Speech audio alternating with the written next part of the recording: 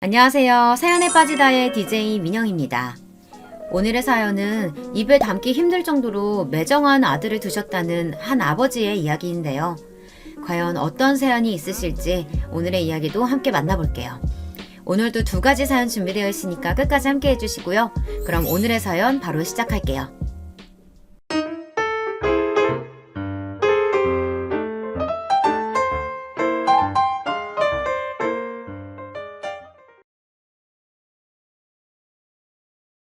안녕하세요. 저는 올해로 80이 넘은 할아버지입니다. 제가 이 나이 먹도록 인생을 헛살았나 싶어 속상한 마음에 사연을 보냅니다. 저는 지금까지 평생 가족들만 생각하며 살았습니다. 저희 세대야 워낙 살기 힘들었잖아요. 다들 살기 힘들다 보니 가족들끼리 뿔뿔이 흩어져 사는 일도 허다했죠. 저는 10살도 되기 전 아버지를 따라 여기저기 안 가본 곳이 없이 떠돌아다녔습니다. 원래 아버지가 대장장이었는데 일하던 대장간이 문을 닫게 되면서 일이 뚝 끊겨버렸어요. 먹고 살 길이 빠듯하다 보니 어머님과 누나들까지 고향에 있는 공장에 들어가 일을 했습니다. 아버지는 처자식 공장으로 내몰고 가장인 자신이 집에만 있을 수는 없다면서 저를 데리고 무작정 집을 나왔습니다. 그리고는 지방 여기저기를 다니며 닥치는 대로 일하셨어요. 누나만 둘이었던 집안에 막내로 아들인 제가 태어나다 보니 아버지는 저를 유난히 예뻐하셨습니다. 도저히 저를 떼어놓고는 일을 다닐 수 없다면서 지방까지 저를 데리고 다니셨어요. 저는 당시 아버지의 곁에서 많은 걸 배웠습니다. 밭일부터 막노동까지 아버지가 안 하신 일이 없었거든요. 아버지가 일하실 땐 저도 따라다니며 이것저것 보조 역할을 했습니다. 아버지는 힘들게 일해서 번 돈을 저 입히고 먹일 것만 빼고는 모두 다 어머니에게 드렸어요.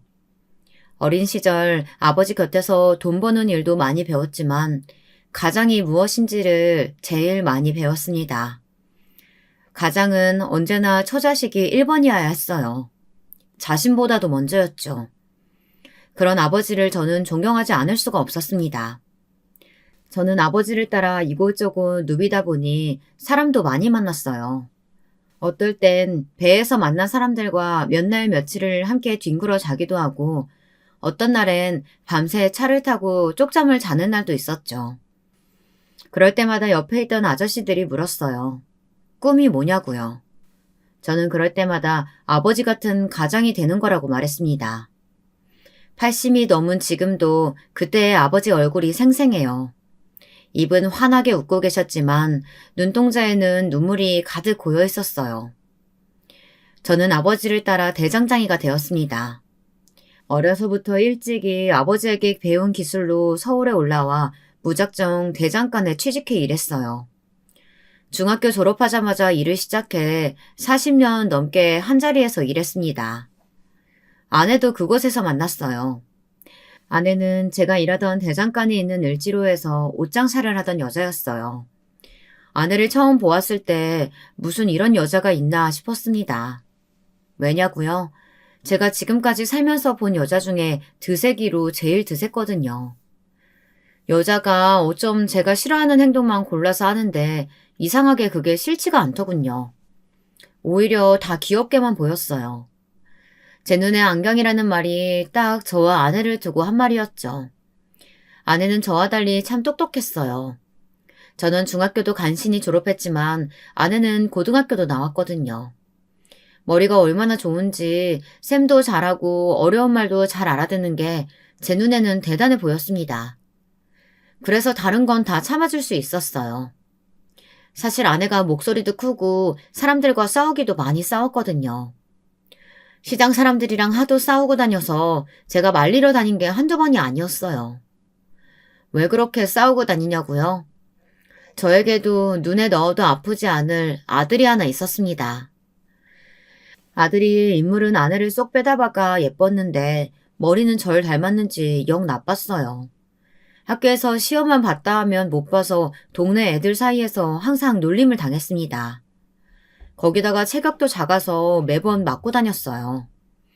그럴 때마다 아내는 아들 손을 잡고 아들을 괴롭히는 녀석들을 쫓아가 흠씬 혼내주었습니다. 그러다 보니 애들 싸움이 어른 싸움까지 된 거죠. 한 번은 그런 적도 있습니다. 저희 대장간 바로 옆집에 식당이 하나 있어요. 제가 10년째 다니는 단골 식당이에요. 농담으로 제 아내가 차려준 밥상보다 그 식당 아줌마 밥을 더 많이 먹었다고 할 정도로 막역한 사이였죠. 그런데 아내는 처음부터 그 아줌마를 싫어했어요. 남편도 있는 옆에 내가 식당에 오는 남자들한테 여우짓을 한다며 저하고도 가깝게 지내지 말라고 했거든요. 그런데 하필이면 그 아줌마 아들이랑 저희 아들이 같은 학교에 다녔어요. 하루는 식당 아줌마 아들놈이 제 아들놈이랑 싸워 제 아들놈 코피를 터뜨려 놨나 봐요. 그날 점심때 아내가 장사를 하다 말고 식당에 쫓아왔더군요. 이 예쁜 내가 식당에 오는 남자들한테 살랑살랑 꼬리칠 때부터 내가 알아봤어. 도대체 자식 교육을 어떻게 시켰길래 내 귀한 아들 코를 터뜨려? 뭐야? 이게 미쳤나? 내가 언제 남자들한테 꼬리를 쳤다고 지랄이야? 이게 말이면 다 한 줄 아나? 네가 내 남편 반찬 갖다 줄 때마다 눈웃음 흘리면서 살랑거리는 거 내가 모를 줄 알아? 네 못생긴 아들놈 때문에 우리 잘생긴 아들 콧대 내려앉으면 책임질 거냐고. 아이고 웃기고 있네. 네 남편이나 네 아들이나 둘 다 두꺼비같이 생겼구만. 어디서 개소리하고 앉았어? 뭐? 개소리? 어디 한번 개소리 내는 미친년한테 당해볼래? 그날 시장바닥 전체가 흔들릴 정도로 곡소리가 끊이질 않았습니다. 저는 아내가 막무가내로 굴 때마다 너무 힘들었어요. 오랫동안 시장에서 가게하면서 별별 일을 다 겪어서인지 젊을 때 드셌던 성격이 점점 더 불같이 변했습니다. 그냥 넘어갈 일도 아내는 잘 참지를 못했어요. 문제는 아들도 똑같이 키웠다는 겁니다. 제 아들 녀석이 어릴 때부터 체력도 약하고 공부도 잘 못했어요. 아내는 그런 아들을 강하게 키우겠다고 운동이란 운동은 다 시켰습니다. 저는 영 안 되면 대장간에서 일 가르치면 된다고 했지만 아내는 제 말을 들어주지 않았어요. 하나뿐인 아들을 우리처럼 키울 수는 없다면서 운동이든 악기든 예체능이라도 시키겠다고 버는 족족 아들에게 다 투자했죠. 아내 생각에 전부 동의한 건 아니었지만 그래도 하나뿐인 아들에게 부족한 건 없이 다 해줘야겠다는 마음만은 저도 아내와 같았습니다. 저희 아버지도 그러셨으니까요. 힘든 형편에도 제가 하고 싶다는 건 다 하게 해주시고 먹고 싶다는 건 다 사주셨어요. 누나들이 샘낼 정도로 말이죠. 그런데 그게 화근이었습니다. 저와 아내 둘 다 먹고 사느라 바빠 아들을 마냥 오냐오냐 키웠더니 아들이 어느새 망가져 있었어요. 아들의 문제를 처음 알게 된 건 저였습니다. 아들이 고등학교에 다니던 시절이었는데요. 그날도 제가 대장간에서 한참 일을 하고 있었는데 가게로 파출소에서 연락이 왔어요. 글쎄 제 아들놈이 파출소에 있다네요. 다른 학교 아이들과 싸움이 붙었는데 제 아들 녀석이 심하게 상대방 아이를 때렸다고 하더라고요. 그래서 맞은 아이 부모가 제 아들 녀석을 신고했대요. 무조건 감옥에 넣겠다고 난리가 났답니다. 저는 놀라서 한달음에 파출소로 달려갔어요. 그런데 아들에게 맞았다는 아이들의 말을 듣는데 저는 소름이 돋았습니다. 그만하라고 죽는다고 말렸는데도 제 아들놈이 멈추지 않고 때렸대요. 심지어 싸운 아이 중 한 명은 상태가 심각해 병원에 입원까지 했답니다. 저는 한숨밖에 나오질 않았어요. 거기다가 파출소에는 아들 학교 선생님까지 와 계셨습니다. 저 새끼 저거 완전 미친놈이에요. 권투 배웠다고 자랑하길래 그냥 좀 같이 놀자고 한 건데 나중에는 담뱃불까지 얼굴에 지지려고 했다니까요. 상황은 심각했습니다. 선생님 말씀이 피해자 학생 부모의 의견이 강경해서 잘못하면 학교까지 잘릴 수 있는 상황이라고 하더군요. 안 그래도 답답해 죽겠는데 아내는 파출소까지 찾아와 더 난리를 쳤습니다. 애들끼리 싸울 수도 있지. 별것도 아닌 일 가지고 애 인생을 망치려고 해요. 병원비 물어주면 되잖아요. 제가 아는 아내는 분명 셈이 빠르고 똑똑한 사람이었습니다. 그런데 언제 저렇게 무식한 여편애가 된 건지 모르겠더군요. 저는 아내를 데리고 밖으로 나왔습니다. 피해자 애들 부모한테 무릎 꿇고 사과해도 시원찮을 판에 당신 그게 지금 무슨 태도야? 옛날에 우리 애들 맞고 들어왔을 때 생각 안 나? 한 대만 맞고 와도 난리치고 쫓아가던 사람이 무식하게 왜 이래? 뭐? 무식? 중학교도 간신히 졸업한 주제에 어디서 나더러 무식이래? 당신이 무식한 대장장이니까 저 인간들이 우리 무시하고 내 아들 구치소에 쳐넣으려고 하는 거잖아.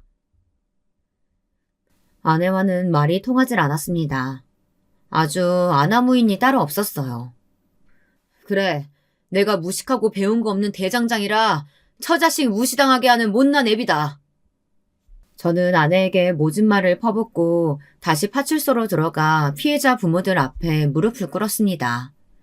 제 아들이 잘못한 건 분명하지만 이대로 고등학교도 졸업 못하게 할 수는 없었어요. 아내가 드세고 무식한 소리를 하긴 해도 다 틀린 말은 아니에요. 제 아들까지 저처럼 중졸의 대장장이로 만들 수는 없으니까요. 다행히 사건은 잘 마무리됐습니다. 학교에서도 근신을 받기는 했지만 졸업하는 데 무리는 없었어요. 그런데 저희 가정의 문제는 그때부터가 시작이었습니다. 한번 어긋나기 시작한 부부관계는 걷잡을 수 없이 나빠졌어요. 아내는 툭하면 저를 무시했습니다. 그뿐만이 아니라 뭐든 제 탓을 했어요. 당시에 저희 부모님은 고향에 살고 계셨어요. 젊어서 힘들게 모은 돈으로 오래된 집 한 채와 땅을 사 농사를 짓고 계셨죠. 아버지의 오랜 꿈이셨거든요. 젊어서 제대로 된 거처도 없이 매일 여기저기 남의 일만 하시다 보니 자기 집을 갖고 자기 땅에서 일하는 게 소원이셨어요. 그런데 아내가 그 땅이 올랐다는 소리를 어디서 듣고 와서는 그걸 가지고 괜한 꼬투리를 잡더군요. 매일 우리 아들 노래만 부르시면 뭘 해. 돈이고 땅이고 올라도 한 푼도 내주지를 않는데. 당신이 아버지께 잘 말씀드려서 땅값 올랐는데 팔아서 돈 좀 달라고 해.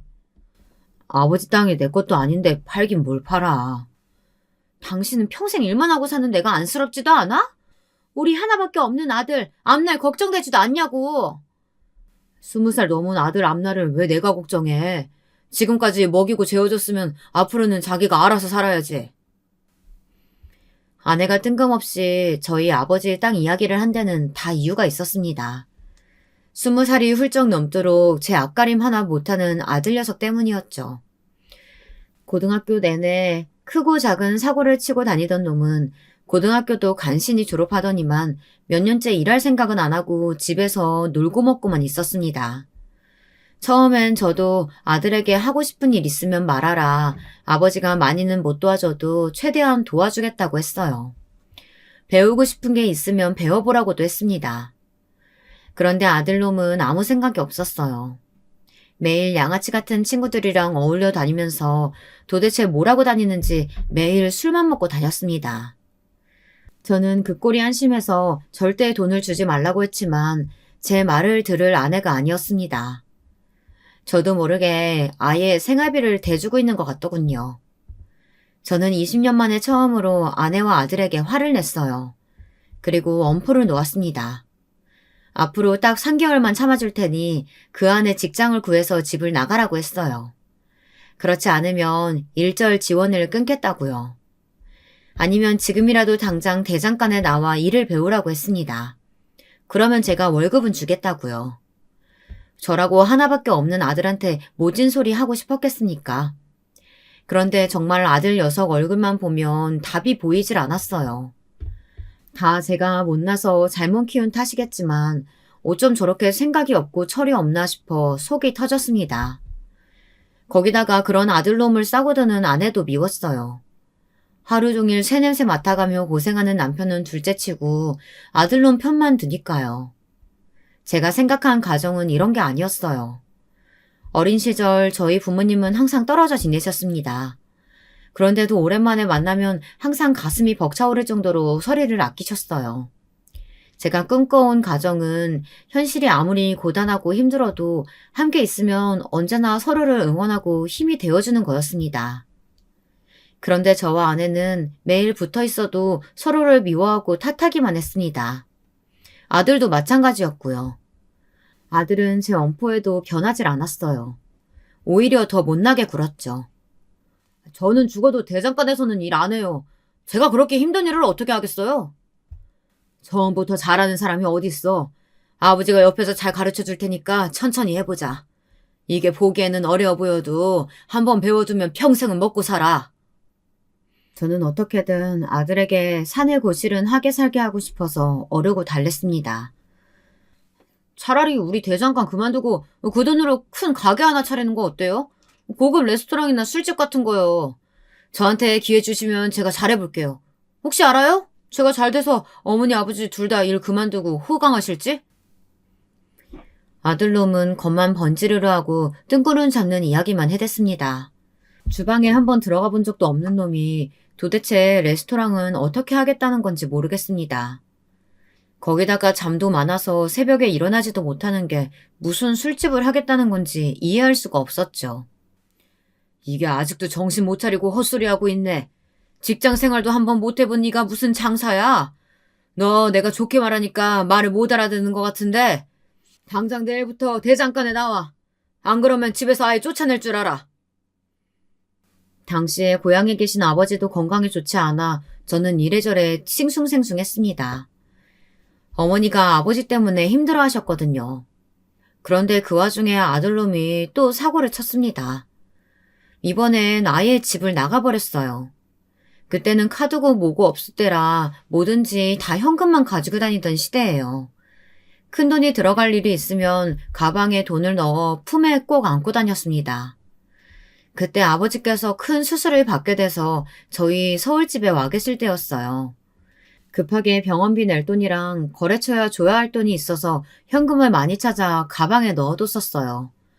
그런데 이 아들놈의 새끼가 그걸 어떻게 알고 제 가방을 들고 집을 나갔습니다. 상놈도 이런 상놈이 없어요.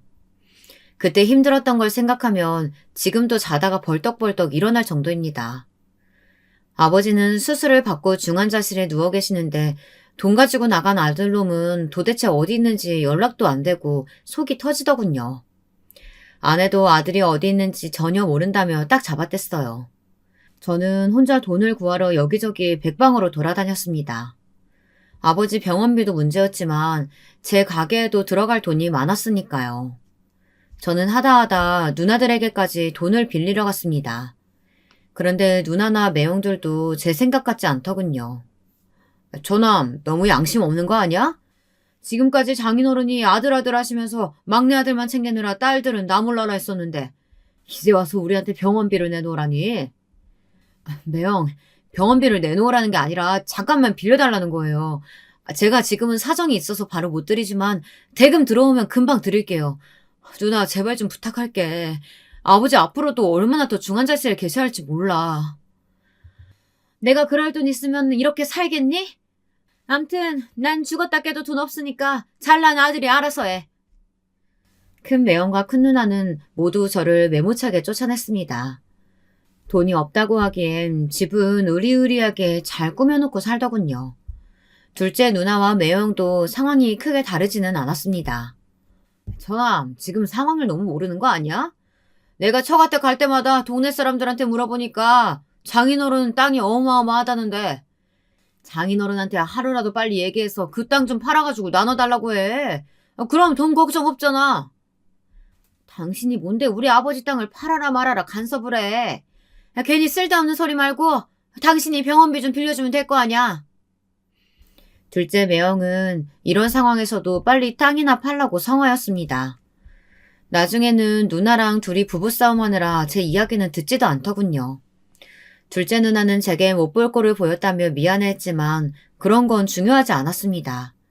제게는 지금 당장 돈이 더 급했으니까요. 저는 결국 제가 살던 집을 팔았습니다.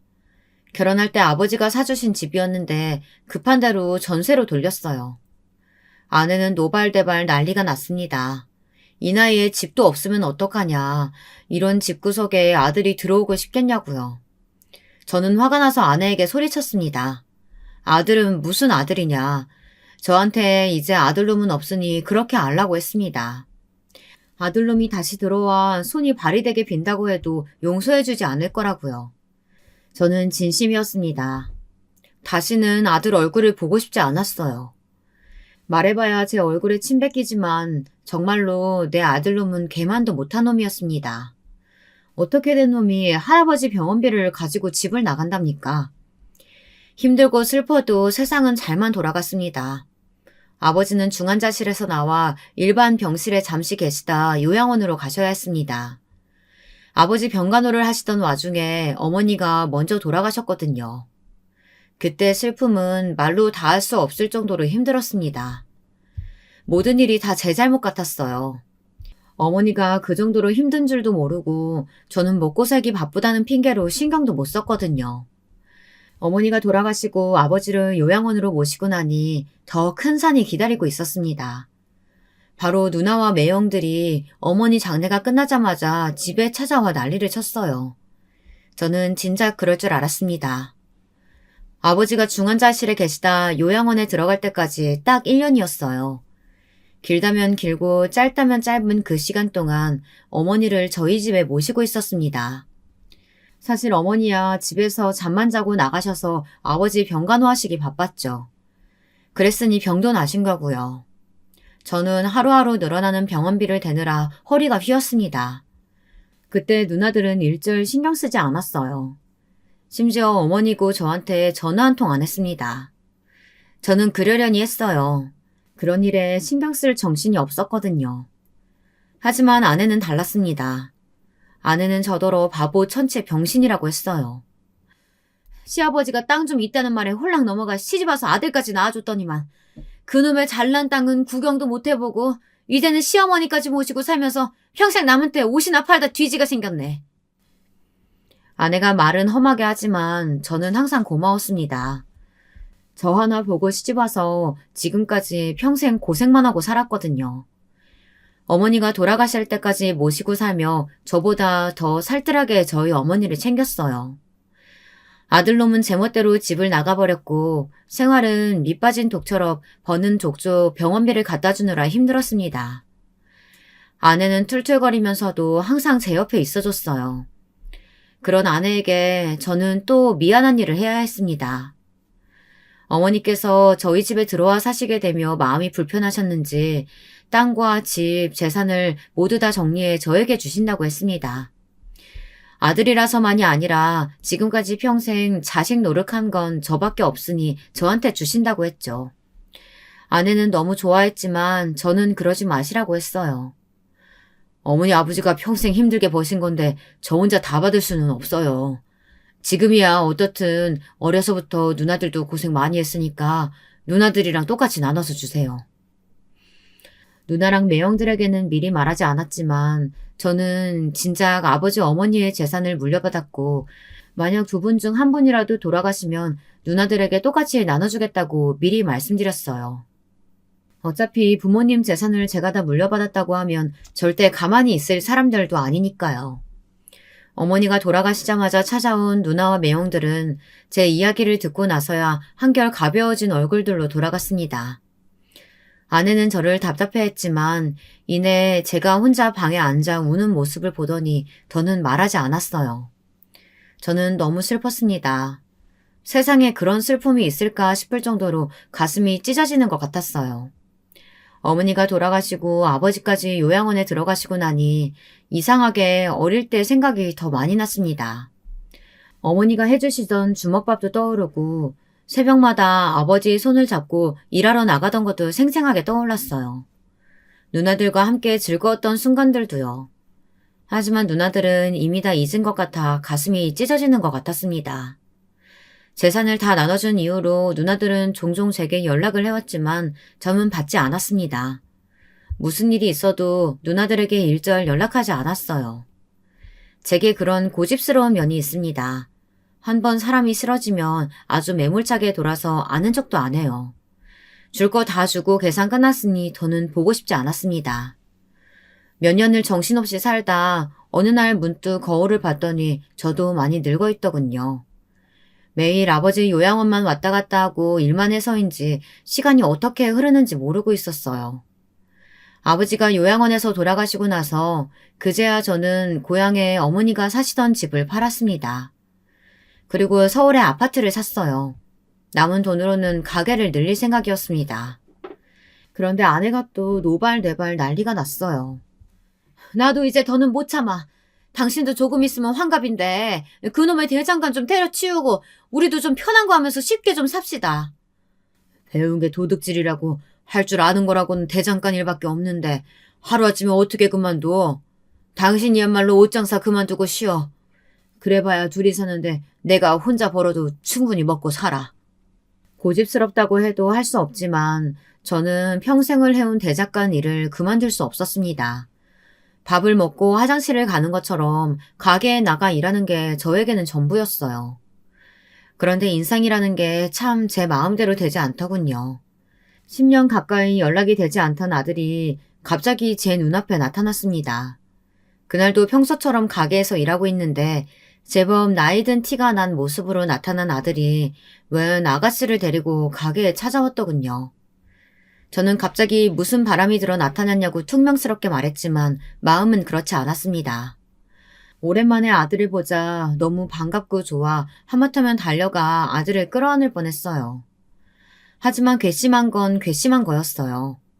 아들놈이 제 돈을 들고 집을 나갔던 것만 생각하면 아직도 피가 거꾸로 솟는 것만 같았습니다. 그래도 자식놈은 형제들과 다르더군요. 바짝 마른 모습을 보니 마음이 아팠어요. 저는 그래도 제 발로 들어온 아들을 그냥 내쫓을 수 없어 근처 다방으로 데리고 갔습니다. 그런데 아들놈은 제게 잘 지냈냐 안부 한마디 없이 다짜고짜 결혼하겠답니다. 여자가 임신했다네요. 그러고 보니 아들님이 데리고 같이 온 아가씨가 아들보다 서너 살은 어려 보이는데 배가 볼록하게 나왔더군요. 그리고 아들 옆에 앉아 계속 눈물을 흘리고 있었어요. 저는 며느리 될 애가 아무래도 많이 긴장한 것 같아 괜찮다고 다독여줬습니다. 그 시대야 여자가 결혼 전에 애를 가지면 세상 큰일 나는 줄 알던 시대였으니 눈물이 절로 날만 했습니다. 그래도 한 식구가 되려고 해서인지 제 눈에는 며느리가 안 돼 보이더군요. 남의 집 귀한 딸내미 마음고생하게 한 우리 아들놈이 나쁜 놈이니까요. 그런 와중에 제 아들놈은 또 정신 빠진 소리를 해댔답니다. 결혼식이니 뭐니 그런 건 다 필요 없어요. 할머니 돌아가시고 나서 땅 좀 받으셨다면서요? 아버지가 저희 둘이 살 집 하나만 구해주세요. 사람은 변하는 게 아니었습니다. 제 아들놈이지만 이놈은 그냥 정신이 빠진 놈이었어요. 그때였습니다. 아들놈 말에 며느리가 아주 대성통곡을 하더군요. 다방에 있는 사람들이 모두 다 저희만 바라봤습니다. 저는 며느리를 달랬어요. 그렇게 울면 뱃속 아기가 얼마나 힘들겠냐고요. 제 말엔 며느리는 설움이 폭발했는지 제게 하소연을 했습니다. 아버님, 이 인간이 얼마나 못됐는데요. 제가 임신했다고 어떡할 거냐고 책임지라고 했더니만 책임은 무슨 책임이냐고 당장 병원 가서 수술하자고 했다니까요. 저는 그 소리를 듣는데 너무 화가 나서 이성이 날아가 버렸습니다. 세상에 이런 호랑말코 같은 새끼가 제 새끼라는 게 믿기질 않았어요. 도대체 이런 놈이 어디서 나왔는지 모르겠습니다. 뭐야? 이런 망나니 같은 새끼를 봤나? 남의 집 귀한 딸내미 임신시켰으면 당장에 책임지겠다고 해야지. 뭐? 병원 가서 수술을 해?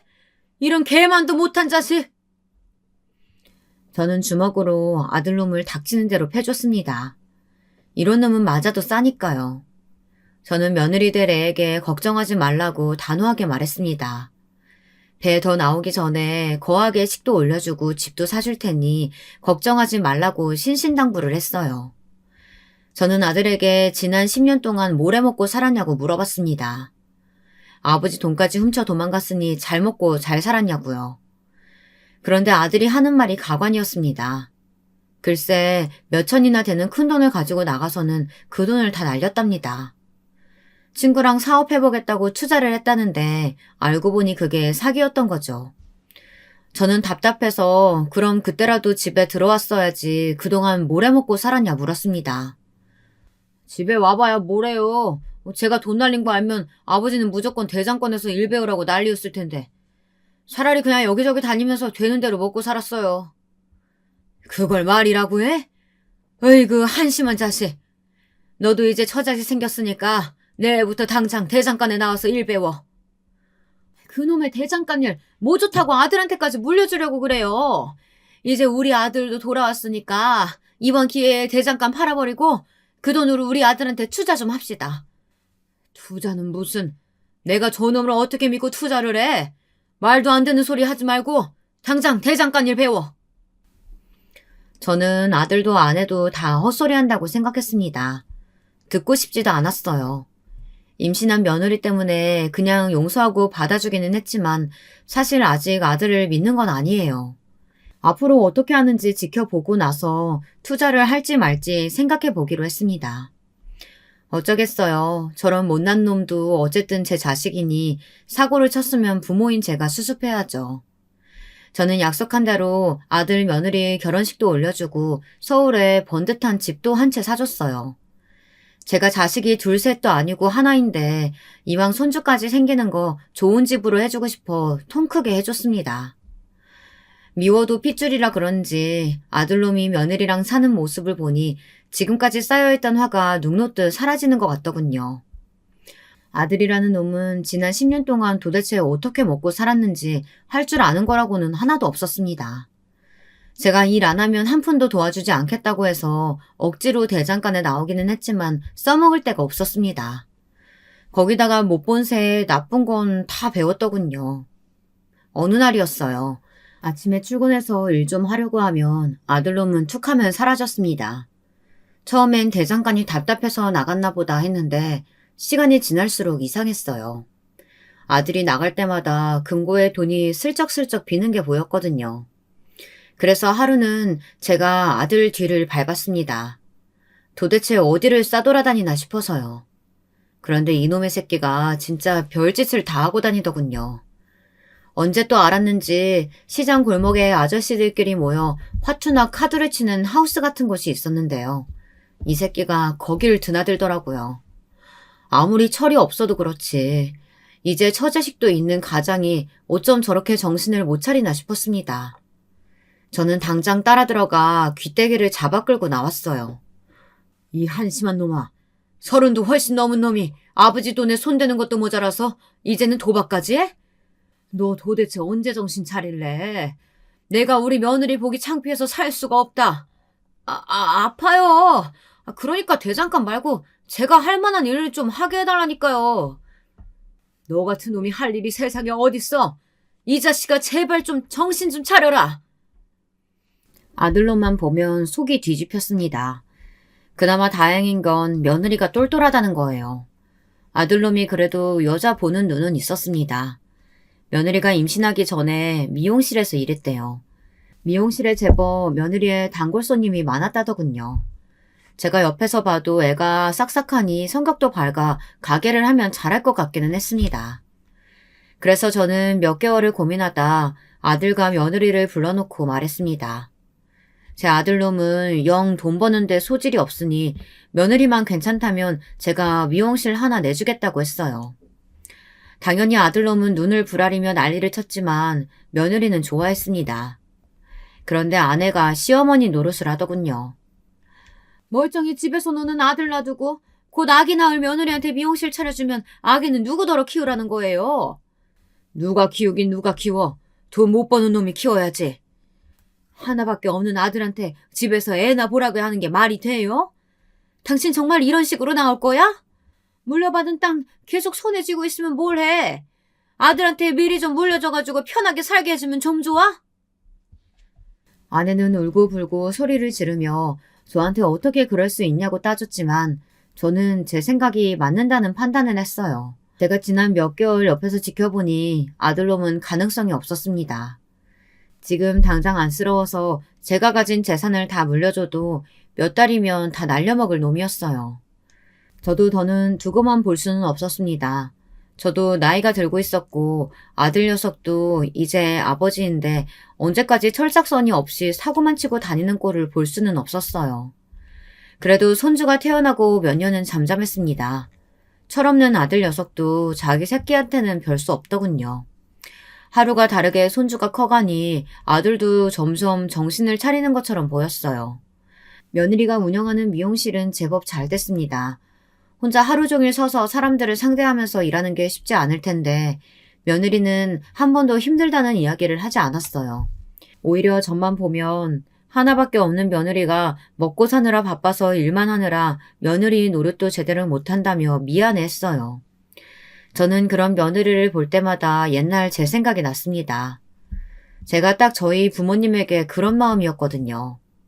부모님에게 잘하고 싶은 마음만 앞섰지 일이 바쁘다는 핑계로 곁에 있어드리지 못한 게 후회되곤 했어요. 저는 그런 며느리가 예뻐서 오히려 더 뭐라도 해주고 싶었습니다. 며느리는 손주도 참 바르게 잘 키웠어요. 사실 손주가 제 눈에는 당연히 천사처럼 예뻤지만 마냥 잘해줄 수만은 없었어요. 혹여나 제 아들을 닮아 어려서부터 싹수가 없을까봐 저는 오히려 더 엄하게 대했습니다.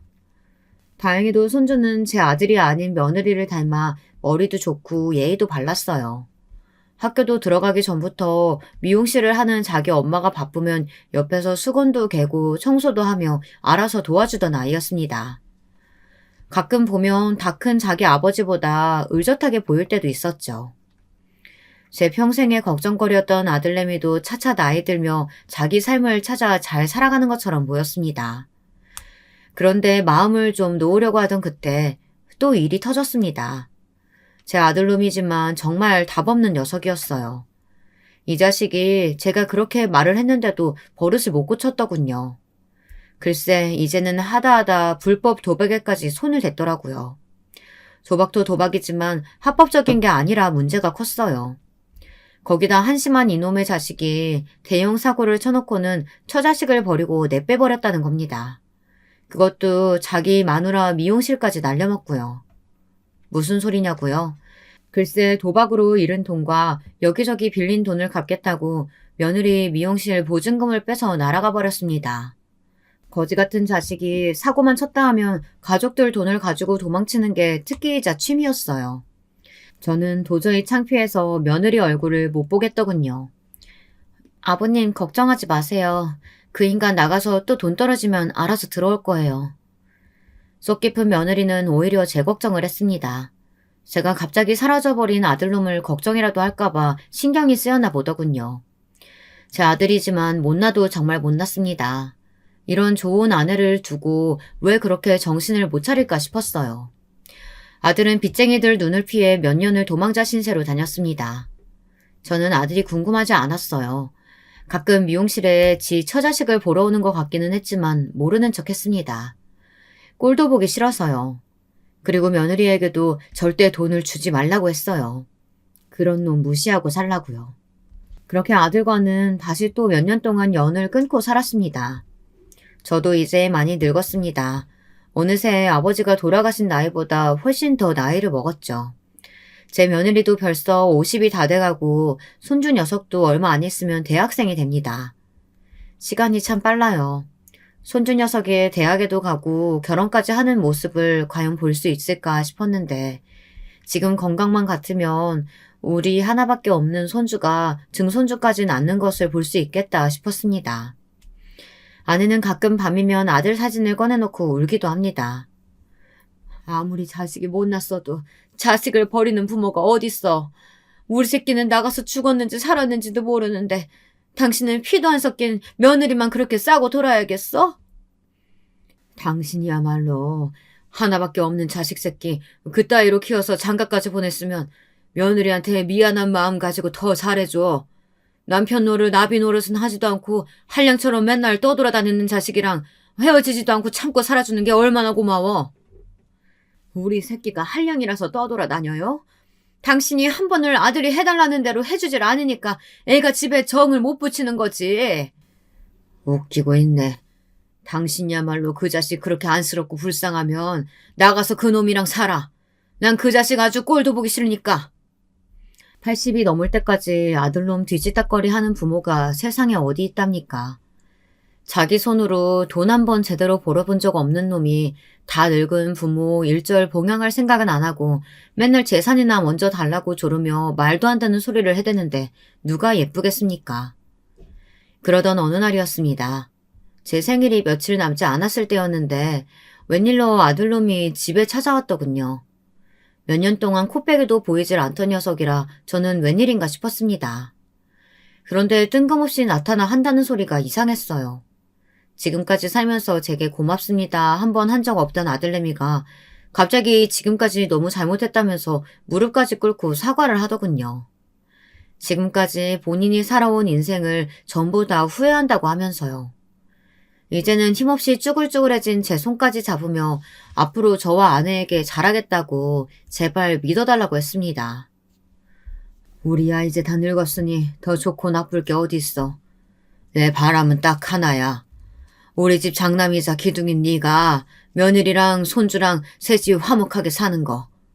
그러기만 하면 내가 지금 당장 눈 감아도 괜찮겠어. 아들은 제 손가락까지 걸고 약속했습니다. 앞으로는 정말 달라지겠대요. 손주도 이제 대학생인데 자기가 정신 차리지 않으면 되겠냐면서요. 저는 평생에 처음 보는 낯선 모습에 아들을 마지막으로 믿어보기로 했습니다.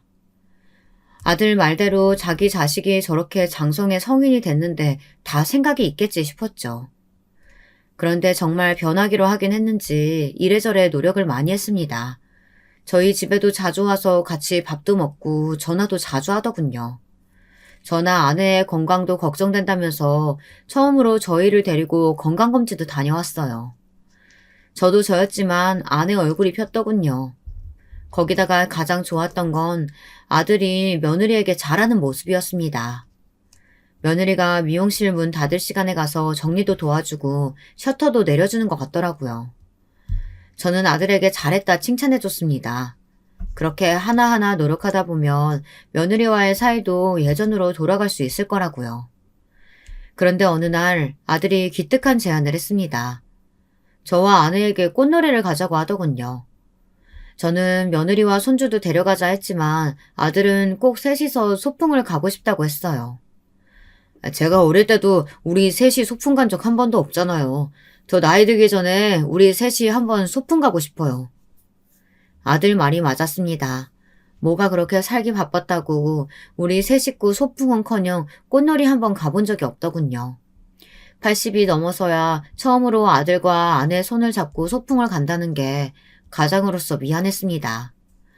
제 딴에는 아내와 아들에게 언제나 성실한 아버지라고 생각했었는데 사실 돌이켜보면 대단하게 잘해준 것도 없는 것 같더군요. 아들은 대견하게도 도시락까지 싸왔습니다. 저와 아내를 주겠다고 과일까지 예쁘게 잘라 먹기 좋게 해왔더라고요.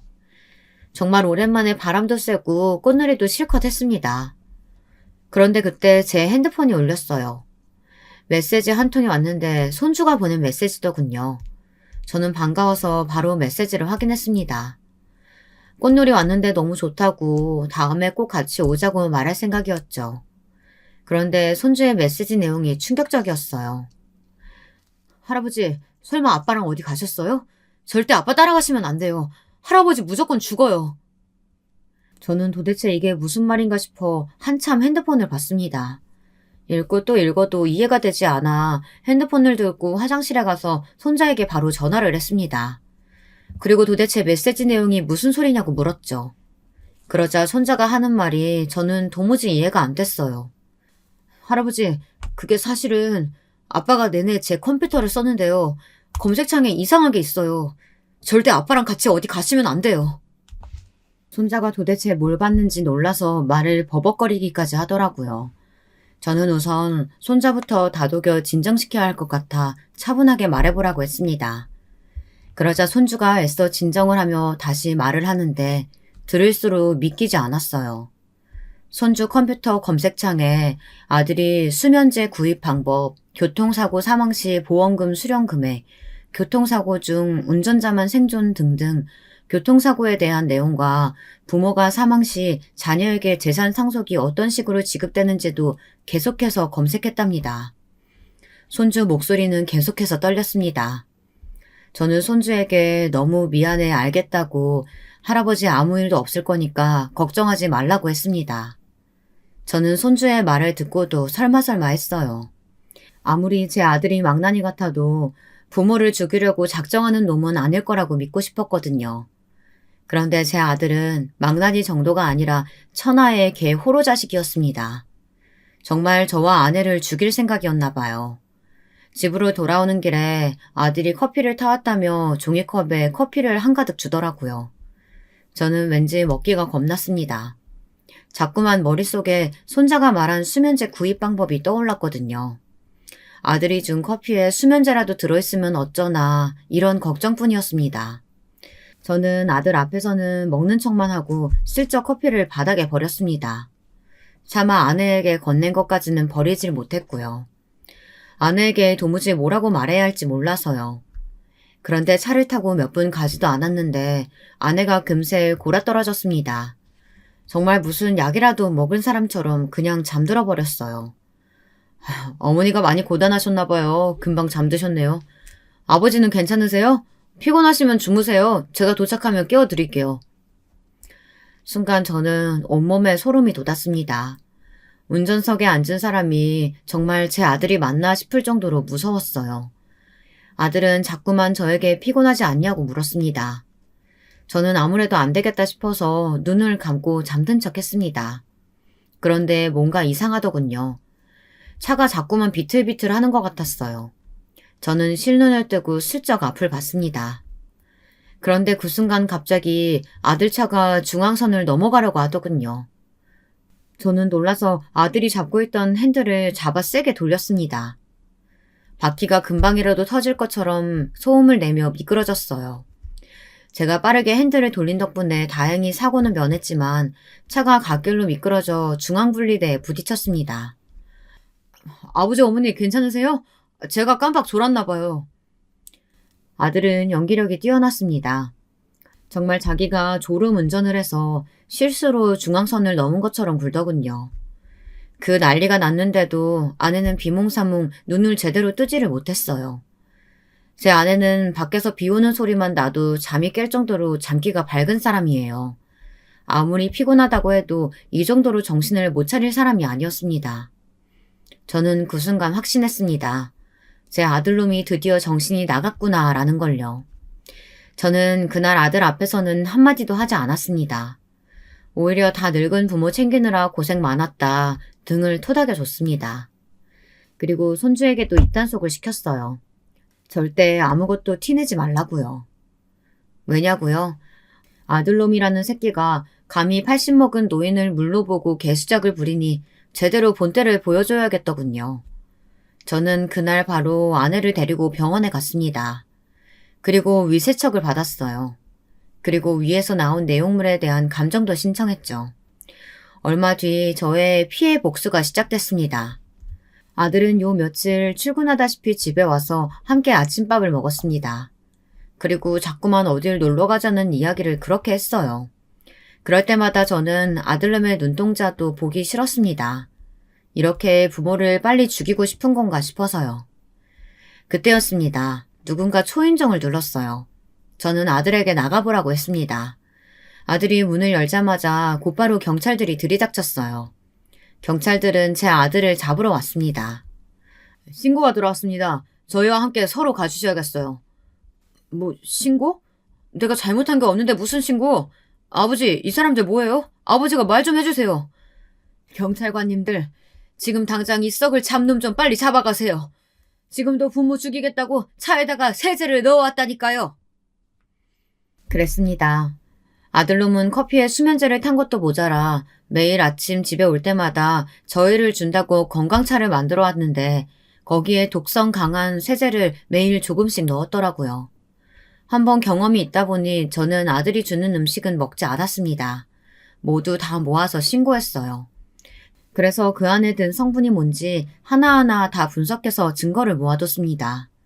증거를 확보하자마자 신고를 했어요. 아내도 처음엔 당연히 제 말을 믿지 않았습니다. 자기 아들은 마음이 약해서 그런 짓을 할 녀석이 아니라고요. 제가 보여준 증거들을 보고도 믿지 않았습니다. 사실 그 정도 증거만 가지고 아들에게 피해 복수를 했다고 생각하진 않아요. 그래봐야 누가 죽은 것도 아니니 구치소에서 몇 달 살다 나올 수도 있잖아요. 저는 재산 정리를 싹 다 했습니다. 제 아들이 제일 무서워하는 게 뭔가 생각했더니 바로 돈이더군요. 저는 제가 가진 재산의 일부를 며느리와 손자에게 증여했어요. 아들에게는 한 푼도 남기질 않았습니다. 그리고 재산을 나눠주면서 며느리에게 말했어요.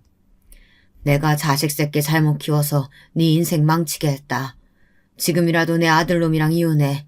네가 이혼해도 나한테는 네가 내 유일한 자식이자 며느리라는 사실은 변하지 않을 거다. 아니에요, 아버님. 제가 배불러서 왔을 때 아버님께서 결혼식도 해주고 집도 사주신다고 했을 때 그 순간부터 저는 이미 아버님 보고 결혼한 거지 그 인간 보고 산 게 아니에요. 제가 아버님께 얼마나 감사한 게 많은데요. 아들놈이야 구치소에 가든 감옥에 가든 상관없었지만 이 일로 며느리와 손주를 못 보게 될까봐 저는 그게 가장 큰 걱정거리였습니다. 며느리는 제가 어떻게 하든지 다 믿고 따라주기로 했어요. 저는 아들에 대해 신고할 수 있는 건 다 신고했습니다. 제 돈을 훔쳐간 것부터 불법 도박을 한 내용, 그리고 부모인 저와 아내를 계획적으로 죽이려고 했던 정황까지 모조리 다 신고했습니다. 그 이후에 어떻게 됐냐고요? 아들은 지금도 구치소에 있어요. 제가 고소한 내용이 워낙 많아서 구치소 안에서도 계속 조사를 받고 있습니다. 그리고 수많은 고소장들 사이에 제가 쓴 편지도 한 통 넣었어요. 범죄자 새끼에게는 10원도 한 푼 줄 수 없어서 네 이름은 호적에서 아예 파버렸으니까 절대 우리 가족 앞에 나타날 생각하지 마라. 혹여나 내 말 무시하고 내 며느리나 손주 앞에 나타날 날에는 내가 가진 모든 걸 걸어서라도 다시 감옥에 넣어버릴 거다. 변호사 말이 아들은 교도소에서 한 4, 5년은 있다 나올 것 같다고 하더군요.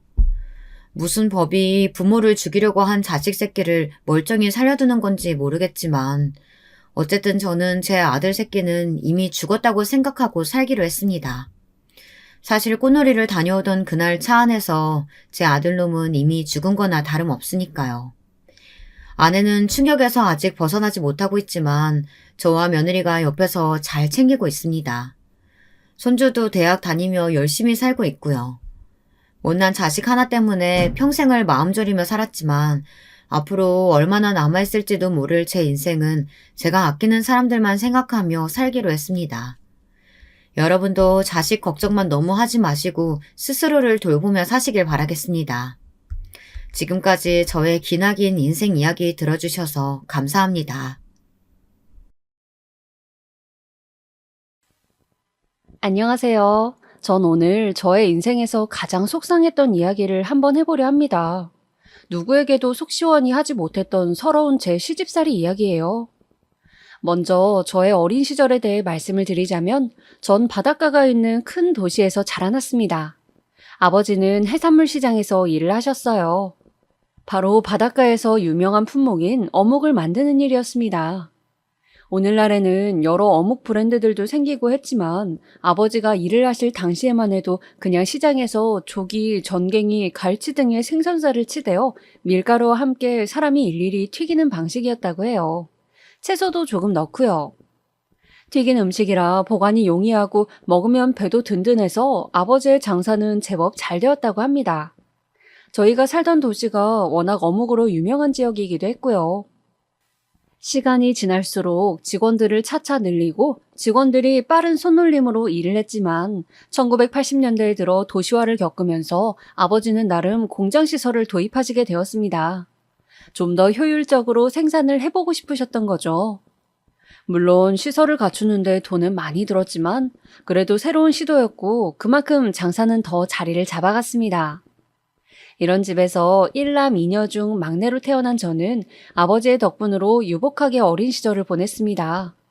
크게 부족한 것이 없었고 그저 달리기 하는 것을 좋아하는 말괄량이 소녀였죠. 어린 시절 매일 하라는 공부는 하지 않고 아버지 공장으로 놀러 갔는데 저는 공부보다 뭔가 공장 돌아가는 것을 보는 것이 재미있었어요.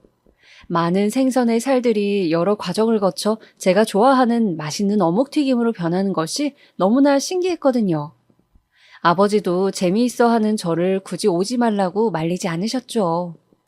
그리고 항상 퇴근하시는 길에 쫄래쫄래 따라가는 저에게 제일 큰 어묵 하나를 먹으라고 쥐어주시곤 했어요.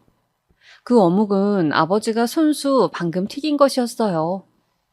그렇게 아버지와 함께 저녁 노을을 보며 집으로 돌아오면 항상 어머니는 맛있는 반찬을 한 상 가득 차려놓고 아버지와 저를 기다리고 계셨죠.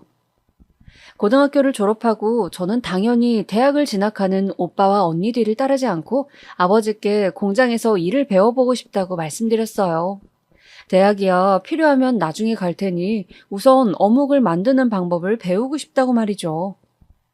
그때는 왜 그랬는지 공장 직원분들과도 너무 친하고 그래서였는지 대학을 가는 것보다 공장에서 어묵을 만들며 아버지를 돕고 싶더라고요.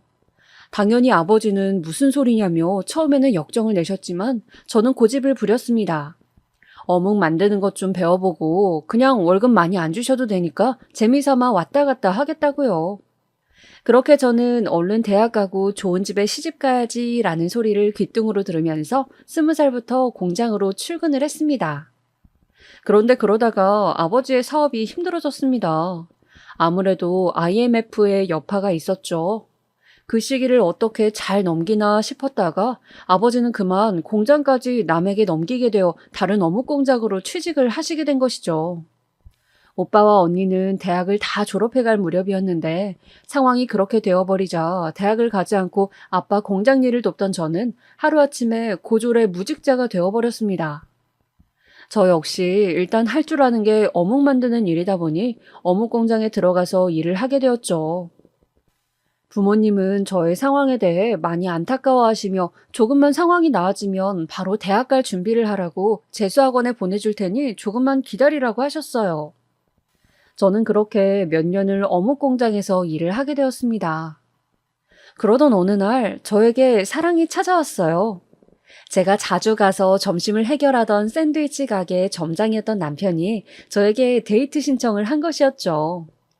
저는 매일 성실하게 일하는 모습과 훈훈한 외모를 보고 호감을 가지던 차였기에 데이트를 즐겼는데 막상 만나보니 사람이 생각보다 더 괜찮은 것이었습니다. 그래서 1년 정도 남편을 만나고 결혼을 결심했죠. 그리고 드디어 저는 남친의 부모님, 즉 예비 시부모님을 뵙게 되었습니다. 약속된 한정식 집에 도착해서 화장실에서 옷매무새를 가다듬고 막 남친의 가족분들이 있는 룸으로 향하려는 그때 손을 씻으며 전화를 하는 목소리가 들려왔어요. 그렇다니까? 고졸이라고 고졸. 원 마음에 안 차서.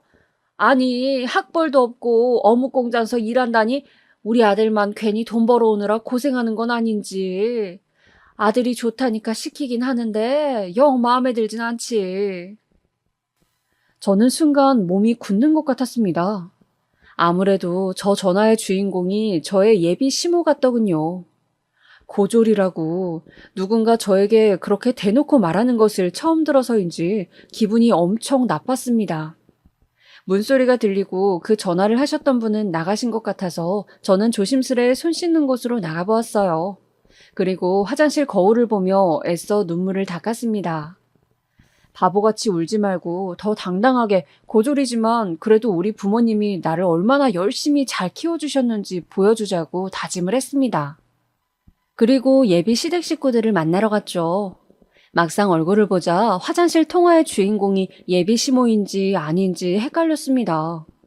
왜냐하면 어머니 아버지 두 분이 굉장히 점잖고 교양이 넘치셨거든요.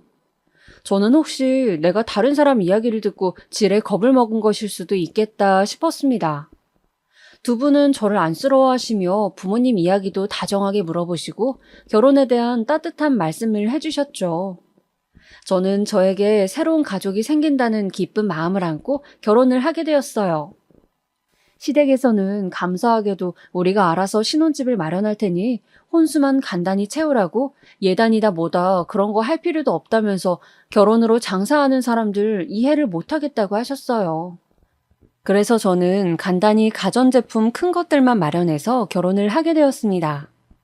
저희 부모님 역시 처음에는 대학 갈 준비도 안 하고 무슨 어린 나이에 결혼이냐고 반대를 하시다가 제 남편을 보시고 나서는 사람이 생각보다 속도 깊고 성실해 보인다면서 샌드위치 가게 점장까지 벌써 하는 것을 긍정적으로 봐주셨어요. 저는 결혼해서도 아기를 바로 가지지 않고 대학을 입학하기 위한 준비를 하겠다고 약속을 드리고 결혼을 허락받게 되었죠. 저는 일생에 한 번뿐인 결혼인데 제가 생각하는 느낌의 결혼식을 하고 싶어 열심히 알아봤습니다. 저는 5월에 신부가 되고 싶었어요. 그리고 가든파티 느낌이 나는 결혼을 하고 싶었죠. 그러기 위해서는 야외 식장이 필요했습니다. 생화도 많이 필요했고 정원이 있는 결혼식장을 찾아야 했고 혹시 결혼식장이 아니라 장소를 대여한다면 야외 출장 뷔페도 알아봐야 했죠. 혼자 품을 팔다가 도저히 안 돼서 웨딩 플래너와 열심히 상담하며 식장도 잡고 웨딩 촬영도 하면서 특별한 결혼식이 될 수 있도록 애썼죠. 양가 가족들 그리고 친구들 축복을 받으며 결혼했고 동양의 하와이라고 불리는 일본 오키나와로 신혼여행도 다녀왔습니다. 오키나와는 미군 주둔지여서 스테이크가 유명했는데 아직도 거기 가서 남친에서 남편이 된 것을 축하하면서 둘이서 남편은 맥주에 스테이크를 저는 주스와 스테이크를 먹었던 것이 눈에 아른거릴 만큼 저에게는 행복한 기억입니다. 날씨도 좋았고 분위기도 좋았고 모든 것이 행복했어요. 해변에서 수영을 하는데 그 순간 얼마나 행복한지 이 사람과 살면서 항상 이런 기분으로 살 수 있다면 정말 좋겠다 그런 생각도 들었습니다. 그렇게 시작된 제 결혼 생활은 1년간 무던하게 흘러갔습니다. 저는 독서실을 끊어서 대학 입학 공부를 하면서 시간을 보냈고 남편은 매일 출근을 했죠. 그런데 제가 막 대학을 붙어서 입학 준비를 하려던 찰나 남편은 샌드위치 가게 점장 일이 마음에 안 들었던지 이제 내 사업을 좀 해보고 싶다면서 계속 가게를 그만둘 공리를 하는 것이었습니다. 내심 불안해진 제가 그만두면 뭘 하고 살 거냐고 물어도 남편은 그저 미천을 가지고 사업을 구상 중이라고만 했어요. 저는 당장 저도 대학을 다녀야 하는데 남편이 사업을 시작했다가 잘 되지 않으면 어쩌나 걱정이 앞섰습니다. 그래서 그런 우려의 말을 하니 남편은 제 말을 들어보지도 않고 다짜고짜 화를 내는 것이었어요. 자신을 못 믿는 거냐면서요. 그러던 어느 날 저녁이었습니다. 자기야, 잠깐 할 말이 있는데 내가 사업 구상하고 있는 건 알고 있지? 샌드위치 가게 일 그만두고 브런치 레스토랑 차리고 싶다며. 그 준비 때문에 소개받은 식당이 있어서 가서 3개월간 일을 일단 배우고 나서 오픈 준비를 해서 차릴까 해. 어, 그래서 말인데 어차피 우리가 한 가족이니까 운명 공동체 아니겠어? 자기 부모님이 대학 등록금 하라고 돈 주신 거 있지? 그거 일단 자기 대학 가는 걸 좀 미루고 내 사업 자금에 보태면 어떨까? 뭐라고? 남편은 말도 안 되는 소리를 하는 것이었어요. 자기 식당을 오픈하고 싶어서 눈에 보이는 게 없는지 세상에 우리 부모님께서 저 대학 등록금으로 마련해 주신 돈을 탐내는 거 있죠? 저는 너무 당황스러웠습니다. 성실하고 일밖에 모르는 남자라 그런 점이 좋아 보여서 결혼한 것이었는데 이런 식으로 사업을 한답시고 저를 힘들게 할 줄은 몰랐어요. 친정 부모님이 주신 돈을 제가 남편 사업에 보탠다는 것은 아무리 생각해도 좀 마음이 안 내켰습니다. 그래서 저는 남편에게 그건 좀 힘들겠다고 말했어요. 그 돈은 우리 부모님 돈이고 내가 공부하기를 바라고 주신 돈이기 때문에 건드리고 싶지 않다고 말했죠. 당신 정말 섭섭하게 말한다. 나는 내 사업이 잘 되면 자기 호강시켜줄 생각밖에 없는데 자기는 네 돈, 내 돈 따지고 있네. 알았어. 내가 부족한 돈은 그러면 형들한테 빌려보든지 엄마 아빠한테 말해볼게. 이래서 피가 물보다 진하다고 하나 봐, 어? 여보. 남편은 한동안 그 일로 화가 나서 저와 말도 섞지 않았습니다. 그러나 저는 저대로 어쩔 수가 없었어요. 아빠가 어묵 공장을 하다가 망하는 과정을 지켜봤기 때문에 사업이 잘 안 되기 시작하면 돈이 무한정 든다는 것과 마냥 열심히만 한다고 해서 무조건 성공하는 것은 아니라는 걸 잘 알고 있었거든요. 운과 노력이 모두 받침이 되고 시기를 잘 만나야 사업은 성공할 수 있는 것이라고 생각하니까요. 남편은 위로 형 2명이 있었는데 결국 부족한 사업 자금은 형들에게서 빌렸다고 들었어요. 시부모님도 얼마를 보태주셨고요. 그렇게 시댁의 지원을 받아 남편은 의기양양하게 브런치 레스토랑을 오픈했습니다. 저는 남편이 식당을 오픈한 그 해에 대학을 진학했어요. 그렇게 남편과 저는 각자의 일에 몰두했습니다. 남편은 당시에는 생소한 메뉴였던 술안을 메뉴에 넣기도 하고 이태원에서 일을 배워 그런지 남들보다 한 발 빠르게 유럽 쪽 메뉴들을 가지고 와서 메뉴로 내놓아서 나름 입소문이 났습니다. 그렇게 다양한 메뉴들을 선보이다가 남편이 만든 수제버거가 너무 반응이 좋아서 수제버거 전문점으로 가게 컨셉을 바꿨어요. 그때는 몰랐죠. 이게 문제의 발단이 될 줄은. 혹시 맥도날드 버거병이라고 들어보셨나요? 만 4세 여아가 용혈성 요독 증후군이라는 병에 걸렸는데 그 부모가 발병의 원인이 당일 먹은 햄버거라고 주장하며 맥도날드를 고소하여 논란이 된 사건인데요. 여자아이가 걸린 이 병은 신장 이식이 필요할 정도로 생명에 지장을 주는 병이라고 하는데 당시 맥도날드에게 덜 구워진 패티 때문에 병에 걸렸다고 언론에서 대대적으로 보도를 했습니다. 갑자기 이 이야기가 왜 나오냐고요? 저희 남편의 가게는 수제버거 가게였죠. 가게의 매출은 이 뉴스가 나오기 시작하면서 급격히 감소하기 시작했습니다. 사람들이 버거 자체를 기피하기 시작한 거였죠. 뉴스에서도 확실하게 햄버거 때문에 병에 걸린 것인지 아닌지 모르겠다고 하는데 여론이 무척 안 좋아지면서 사람들은 아예 버거 가게 자체를 방문하지 않게 되었습니다. 여러 대출을 끼고 시댁 식구들의 돈을 빌려 사업을 시작해 겨우 자리를 잡아가고 있던 차에 이런 일이 터져버려 남편은 그야말로 멘붕에 빠졌죠. 어떻게든 돈을 벌어보려고 다른 아르바이트를 시작하고 아등바등 노력하던 남편은 결국 시댁 식구들뿐만 아니라 주변 친구들 돈까지 다 여기저기서 빌리고 제2금융권 그리고 사채까지 손을 뻗치게 되었습니다. 어떻게 해서든 가게를 접지 않고 끌고 가다 보면 상황이 좋아질 것이라 여겼기 때문이죠. 저희가 살던 집도 담보를 잡힌 것은 당연하고요. 그러나 햄버거병의 여파는 생각보다 길었습니다. 그 고통의 시간 동안 남편은 빚이 그렇게 쌓여간다는 것을 저에게도 말하지 않은 채 혼자 머리를 부여잡고 끙끙대며 밤마다 소주를 마셨어요. 안주도 없이 깡소주를요. 그러다가 어느 날 아침 달랑 편지 한 장을 남겨두고 남편은 헛개비처럼 사라져버렸습니다. 아침에 일어나 남편이 출근한 줄 알았던 저는 그날 밤이 되어서야 남편이 우편함에 넣어둔 편지를 발견했어요. 자기야, 나 아무래도 빚 때문에 도저히 안 될 것 같아. 아는 분이 돈벌이 할 수 있는 일을 소개해 주신다니까 좀 멀리 다녀올게. 배를 탈 수도 있을 것 같고.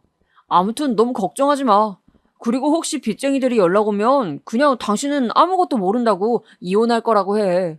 상황 좀 나아지면 연락할 테니까 형들한테도 잘 좀 말해주고.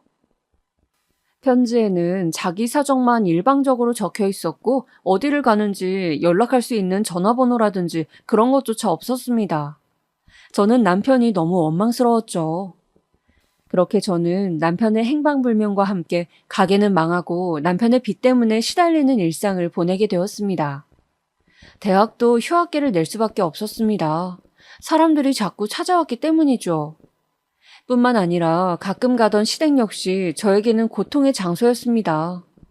시부모님과 아주버님들의 돈이 알고 보니 다 합쳐서 1억이 넘게 물려 있었는데 남편이 언제까지 갚겠다고 해놓고는 사라져버렸기 때문에 아주버님과 형님들 그리고 어머님의 눈초리가 곱지 않았어요.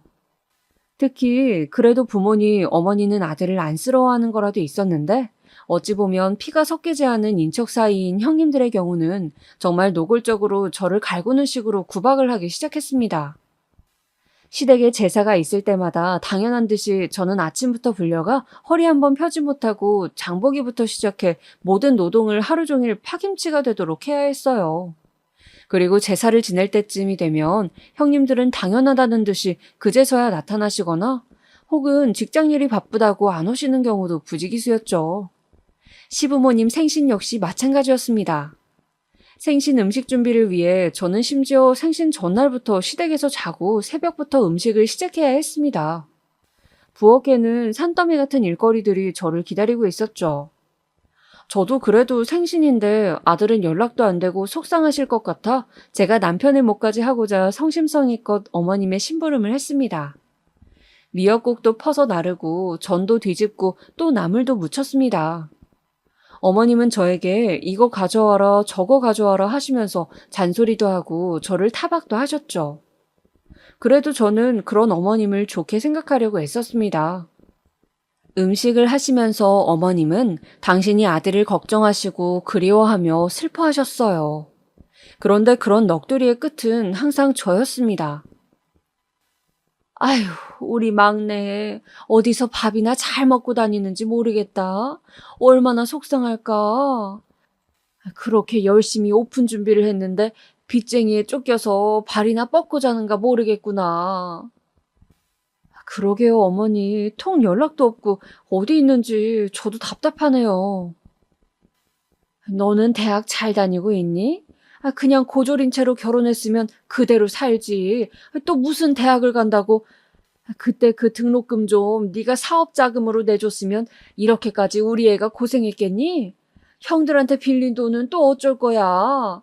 아휴, 내가 큰 며느리, 둘째 며느리 볼라치 없다. 어머니, 저도 힘들어요. 아니, 돈도 안 보태놓고 네가 힘들긴 뭐가 힘드니? 그나저나 두 집 다 애들도 있고 돈도 빠듯한데 진짜 네가 형님들한테 미안하다고 싹싹 빌고 계속 잘해야 된다. 돈 갚을 때까진 말이야. 납작 엎드리라고. 알겠니? 어머님은 항상 저에게 그런 말들을 늘어놓으면서 형님들 심기를 거스르지 말고 되도록 집안일은 다 하도록 하라고 당부를 하시는 거였어요. 돈도 없고 지금 당장 빚을 갚을 수도 없으니 일이라도 해야지 뭐 어쩌겠냐고요. 저는 그런 말들이 듣기 싫고 너무 귀를 틀어막고 싶었지만 한편으로 틀린 말도 아니다 싶었기에 참고 견뎠습니다. 제사를 지내던 날 어머니의 걱정인지 구박인지를 들으며 정말 허리가 펴지지 않을 정도로 고된 노동을 하고 나면 그날 저녁에는 잠자리에 들며 하염없이 눈물이 흘렀습니다. 이런 상황을 친정에 알리고 그냥 이혼할까 싶다가도 차마 이런 처지에 있는 남편을 버리고 가는 것만 같아서 조금만 더 견뎌보자며 나 자신을 다독였어요. 우리 시댁은 제사며 생신이며 김장이며 행사가 많은 곳이었는데 언젠가부터 형님들은 당연한 듯이 모든 노동을 저에게 미루고 일이 바쁘다는 핑계로 참석을 하지 않으시거나 다 끝날 무렵 얼굴만 디밀기 시작했습니다. 김장할 때는 정말 제가 크게 다칠 뻔했어요. 여보세요? 바쁘니? 네, 안 바빠요, 어머니. 주말 잘 보내고 계세요? 다름이 아니라 너 지금 좀 올 수 있니? 내가 할 일이 생겼는데 나 혼자 못할 것 같아서 말이야. 네? 네, 알겠어요, 어머니. 저는 그 길로 어머님 댁으로 달려왔습니다. 그렇게 달려간 곳에는 커다란 다라이들이 바닥에 펼쳐져 있고 새빨간 양념과 산더미 같은 배추가 쌓여 있었습니다. 아유, 오늘 김장을 하기로 했는데 손이 부족할 것 같아서 말이야. 다른 분들은요? 니네 형님들은 다 일이 있다는구나. 좀 이따 저녁 시간에 김치 받으러 들른다고 하던데. 그냥 사 먹자는 거 내가 좋아서 하는 거니 너만 있어도 되지 뭐. 안 그러냐? 얼른 배추에 양념 좀 묻혀보렴. 저는 그렇게 앞치마를 두르고 젓갈 냄새와 김치 양념 냄새에 쩔어 김장을 하기 시작했습니다. 당시에 생활비를 벌기 위해서 마트에서 일을 하고 있었기 때문에 제 온몸에는 파스가 붙여져 있을 정도로 근육통에 시달리고 있었는데 시댁에서 하루 종일 김장을 하니 나중에는 눈앞이 어질어질하기 시작했습니다. 결국 저는 양념통을 들고 배추더미를 향해 가다가 양념통을 그만 엎지르고 말았어요. 철푸덕 저의 온몸은 양념으로 엉망이 되었고 저는 너무 아파서 바로 일어나지도 못하고 잠시 누워 있었습니다. 아이고 뭐니나 너 일 좀 똑바로 못하니? 아이고 일을 어째 아까운 양념을 아이고 얼른 일어나지 못해? 네 어머니 저 팔 좀 잡아주시겠어요? 정말 가지가지 하는구나. 그렇게 집에 돈 사고를 쳤으면 일이라도 입댈 것 없이 잘해야지. 도대체 넌 우리 집에서 뭐 하는 거니? 저는 눈물이 핑 돌았습니다. 양념 범벅이 되어 온몸이 아픈 저에게 어머니는 구박을 퍼부으셨어요. 제가 남편 사업에 협조하지 않아서 이 지경이 되었다는 둥 입만 열면 모든 비난은 저에게로 향했죠. 그때였습니다. 어머니, 저희 왔어요. 어찌된 일인지 큰형님과 둘째 형님이 함께 들어오시는 거였어요. 직장을 다녀오신 모양인지 정장을 입고 핸드백을 메고 거짓골이 된 저를 바라보고 있는 형님들.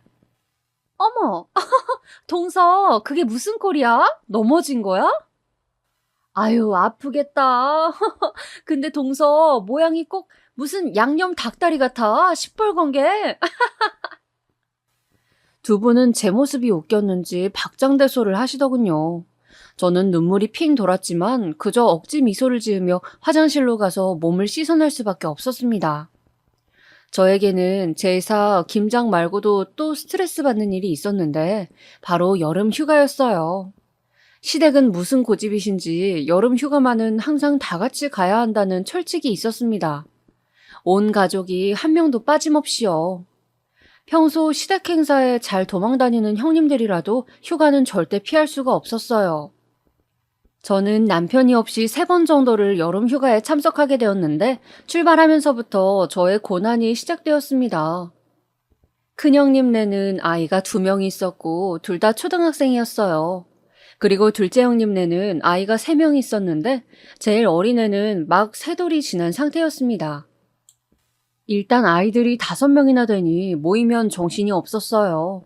계속 뛰어다니고 눈을 뗄 수가 없었는데 형님들은 제가 나타나면 당연하다는 듯이 아이들 돌보는 일부터 모든 음식 준비까지 저에게 다 일임을 하시고 자기들끼리 커피를 마시러 가버리거나 핸드폰을 보면서 여유롭게 대화를 나누셨습니다. 아주버님들 역시 남편이 돈을 갚지 않고 사라진 이후 저에게는 거의 말도 붙이지 않고 저를 유령 취급하셨죠. 시어머니도 역시 무슨 일만 있으면 저를 시키기 바쁘셨고요. 한 번은 제가 아이들 5명을 돌보다 보니 한 명이 까불다 넘어져 무릎이 까졌는데 그때 진심으로 둘째 형님이 저에게 화를 내시더군요. 동서, 좀 신경 써서 애들을 봐야지. 여기가 계곡이라 돌도 있고 애들은 눈 떼면 다친다고. 우리 애 무릎에 흉지면 어떡할 거야? 죄송해요, 형님. 근데 제가 애를 안 키워봐서 잘 챙기려고 해도 잘 안 되네요. 동서, 우리 돈 떼먹어 놓고 돈이 없으면 몸으로라도 때워야지. 정신 좀 차려. 네, 죄송해요, 형님. 저는 그렇게 여름 휴가마다 지옥을 맛보았습니다. 가끔은 시어머니의 남동생분인, 그러니까 제 남편 입장에선 외삼촌네 자식들과 손주들까지 오면 총 인원이 20명이 될 때도 있었는데 그 음식 준비도 저 혼자 다 도맡아서 해야 했습니다. 주로 계곡에 가서 텐트를 치고 하루 종일 놀았는데 점심 식사 20인분을 혼자 준비하는 것은 마치 전쟁과도 같았죠. 저는 그 전날부터 국을 미리 만들어 놓고 밑반찬도 하루 종일 만들어서 가지고 갔고 최대한 음식을 준비해 가서 빠르게 차리려고 하는데도 20인분이나 되다 보니 시간은 2시간은 걸리는 것 같았습니다. 치우는데 1시간은 걸렸고요. 다른 형님들은 알록달록한 원피스를 입고 선글라스를 끼고 사진을 찍으며 시원한 계곡물에 발을 담그는 동안 저는 집에서 입던 늘어진 티셔츠에 앞치마를 두르고 정말 말 그대로 식모처럼 계속 불 앞에 서서 음식을 만들고 치우고 설거지하고 쓰레기 버리고 아이들 다치지 않을까 챙기고 식사 준비를 마치고 겨우 좀 쉬려고 하면 디저트를 드시면서 저보고 애를 보라고 하시니 정말 미칠 지경이었습니다. 그런 날 밤이면 저는 연락도 되지 않는 남편 옛날 폰번호에다가 욕을 잔뜩 써놓곤 했어요. 야, 이 자식아. 도망을 갈 거면 나를 데리고 가든가 이혼을 하고 가든가. 나 혼자 이 모진 구박을 어떻게 버티라고. 정말 성실한 거 하나 믿고 결혼했는데 정말 연락 안 되니 너무 답답하다. 무슨 안 좋은 일 있는 건 아니지? 제발 연락 좀 해줘, 자기야. 나 진짜 너무 힘들어. 주로 이런 내용의 문자들이었습니다. 이혼을 하고 싶은 마음이 날이 갈수록 굴뚝 같아졌지만 도대체 연락이 돼야 이혼을 해도 할 텐데 참 남편이 야속하고 또 야속했습니다. 날이 갈수록 잠 못 이루는 밤이 들어가고 저는 입맛을 잃어 살도 5kg나 빠졌습니다. 친정 부모님이 걱정하실까봐 친정에도 잘 가지 않았어요. 살이 빠진 저의 초췌한 얼굴을 보면 부모님이 너무 걱정을 할 것 같았거든요. 그렇게 마트 일을 다니면서 저는 사람도 잘 만나지 않고 저의 쾌활했던 성격을 잃어갔습니다. 뭐랄까, 식물로 치자면 말라 비틀어진 모습이 되어갔다고나 할까요? 마트에서 같이 일하던 김씨 아주머니가 제 모습을 보다 못해서 어느 날 저를 부르시더군요. 세댁, 요새 무슨 일이 있어? 얼굴이 너무 안 좋아. 아직도 남편이 연락도 안 돼? 예전에 밥을 먹으면서 답답한 마음에 슬쩍 제 사정을 털어놓았더니 걱정이 되셨나 보더라고요. 네. 요즘 입맛도 영 없어 보이고 우울증 걸린 거 아니야? 내가 실은 몇 년 전에 모든 일에 너무 의욕이 없어서 정신과 상담을 받은 적이 있거든. 병원 추천해 줄 테니까 한번 가봐. 이러다 죽겠어. 응? 그렇게 저는 난생 처음으로 정신과 병원을 가게 되었습니다. 무슨 큰 정신병이라고 하면 어쩌나 걱정이 들었지만 어떤 이야기를 들어도 지금 제 상황에서 더 나빠질 것은 없을 것도 같았죠. 병원에서 만난 의사 선생님은 제가 생각한 쌀쌀맞은 의사 선생님의 느낌과는 완전 달랐습니다. 인자한 인상의 여자 선생님이셨는데 저에게 하고 싶은 이야기가 있으면 뭐든 좋으니 해보라고 하셨죠. 저는 저도 모르게 쉴 새 없이 말을 쏟아내다가 눈물을 흘리고 말았어요. 선생님은 저에게 휴지를 내밀며 말씀하시더군요. 환자분이 힘들다고 느끼면 힘든 거예요.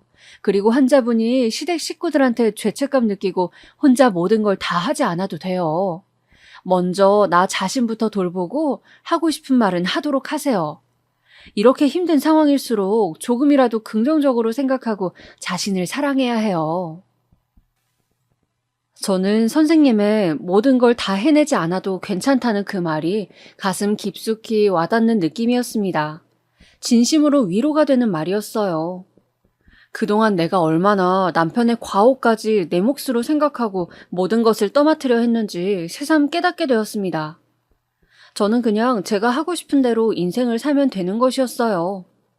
남편이 무책임하게 빚을 지고 저한테 수습을 떠넘기고 사라진 것처럼 저 역시 제가 원하는 대로 살아도 되는 것이었죠.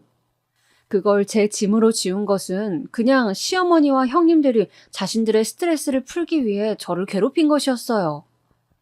저는 마치 머리를 누군가에게 한 대 맞은 듯이 모든 것이 갑자기 선명해지는 느낌이었습니다. 남편이 연락이 되든 말든 나는 이혼 소송을 제기할 수도 있고 시댁의 불합리한 처사에 내 목소리를 내도 되는 것이었어요. 그렇게 마음을 먹고 나자 조금 의욕도 생기고 식욕도 생기는 듯 했습니다. 하루 중에 나 자신을 위해 뭔가 소소한 일을 하는 시간도 가지기로 했어요. 30분 정도 제가 정말 하고 싶은 일을 하는 것이죠. 주로 산책을 하거나 부모님과 통화를 하거나 또 좋아하는 드라마를 봤어요. 그리고 항상 거울을 보면서 나 자신에게 말했습니다. 너는 소중한 사람이야. 더 이상 혼자 모든 것을 견디지 말자. 이렇게 매일 하다 보니 정말 놀라울 정도로 좋아지는 느낌이 들었어요. 모든 것을 심플하게 생각하니 세상에는 즐거운 일도 많고 하루하루 느낄 수 있는 작은 즐거움들이 많았죠. 한동안 시댁에서 행사가 있어도 저는 친정에 일이 있다며 핑계를 대고 참석하지 않았습니다. 시어머니는 당황하시는 듯 했지만 저는 이제 제 인생을 제대로 살기로 했기 때문에 괜찮았어요. 그러던 와중에 드디어 지옥의 여름 휴가가 다가왔습니다. 여전히 남편은 아무 연락도 되질 않았어요. 저는 이번 휴가는 아예 안 갈 작정이었습니다. 여보세요? 셋째야. 우리 이번 주말에 늘 가던 계곡으로 휴가 가기로 했다. 동생네도 온다고 하니까 20인분 음식 준비해 오렴. 어머니 죄송하지만 저는 올해는 휴가 참석 못할 것 같아요. 뭐? 아니 왜? 저도 힘들어서 더 이상 못하겠어요, 어머니.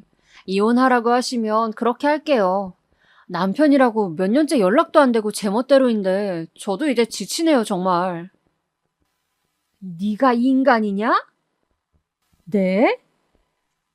네가 사람이냐고? 네가 친정서 받았던 돈 그거 보태줬으면 우리 아들이 그렇게 마음고생하고 형들한테 그런 취급받을 일도 없었잖니. 어떻게 요만큼도 미안해하는 게 없어? 됐고, 이혼을 하든 말든 내가 첫째, 둘째 눈치를 얼마나 보는데 네가 안 오면 음식을 그러면 다 늙은 내가 하란 말이니? 너네 집에 돈 뜯긴 큰애 둘째가 하란 말이니? 잔말 말고 당장 이혼하고 싶은 게 아니면 와! 뚝! 어머님은 그렇게 자기 할 말만 퍼부으시고 전화를 끊으셨습니다. 저는 어이가 없었어요. 어차피 이런 대접을 받을 거 그동안 왜 그렇게 전전긍긍하며 고생을 했는지. 저는 그냥 안 간다고 말하려다가 이대로는 분해서 안 될 것 같아서 저 나름의 복수 계획을 세웠습니다. 우선 인스턴트 식품을 잔뜩 사서 캐리어에 넣었어요. 그리고 편의점 도시락을 20인분 샀습니다. 콜라도 잔뜩 샀죠.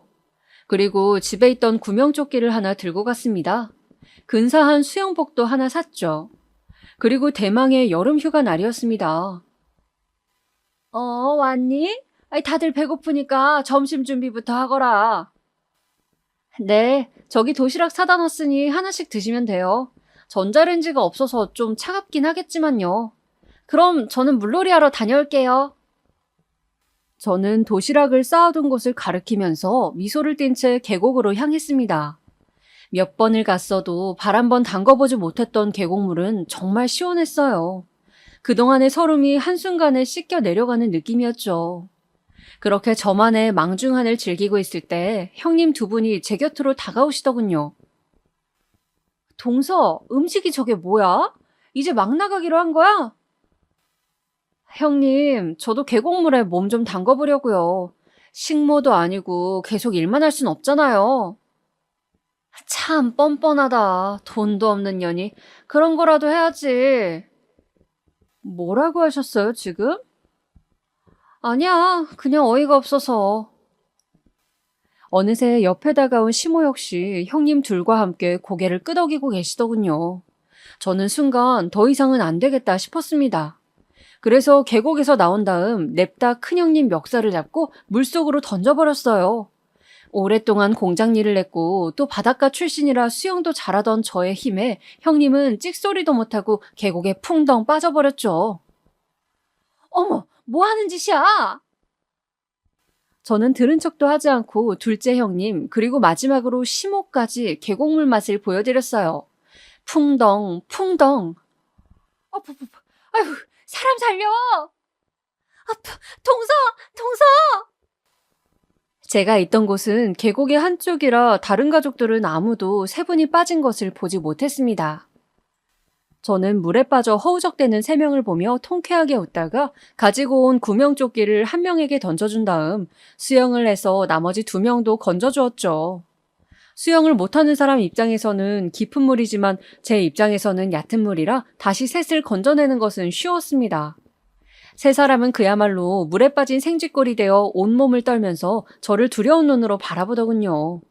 특히 시모는 너무 놀랐는지 아무 말도 못하고 입을 턱 벌린 채 저를 바라보고 있었어요. 저는 그 얄미운 세 명에게 웃으며 말했습니다. 어머님, 형님들, 저는 이제 제 잘못이라고 자책 안 하고요. 행복하게 살기로 했어요. 부당하게 시키는 모든 시집살이 노동은 하지 않을 거예요. 이혼을 해도 괜찮고요. 그 부분은 행방불명된 남편이 연락이 온다면 정할 테니 이제 저한테 말도 안 되는 요구하지 마세요. 그럼 저는 오늘 일찍 가보겠습니다.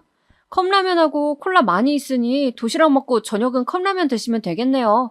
그럼 즐거운 휴가 되세요. 그렇게 저는 벙쪄 있는 세 명을 등 뒤로 두고 당당하게 걸어서 그 지옥 같은 여름 휴가를 탈출했습니다. 그리고 그 후로 시댁과 거의 연을 끊고 살고 있죠. 마트 일을 계속하다가 저를 걱정해 주셨던 김씨 아주머니께서 그동안 모은 돈으로 가게를 차리신다고 해서 저도 그 가게로 따라가게 되었습니다. 감사하게도 저에게 매니저 자리를 주셔서 저는 갑자기 카페 매니저라는 중책을 맡게 되었죠. 우리 카페는 커피도 팔았지만 떡꼬치나 인절미 그리고 전통차들이 인기가 있어서 저는 제가 예전 어묵 공장에서 일했던 기술을 살려 어묵 꼬치 세트도 출시하는 등 메뉴 개발에도 참여했어요. 그렇게 제 생활을 열심히 하면서 2년여 시간을 보낸 끝에 최근에서야 남편이 연락이 닿았습니다.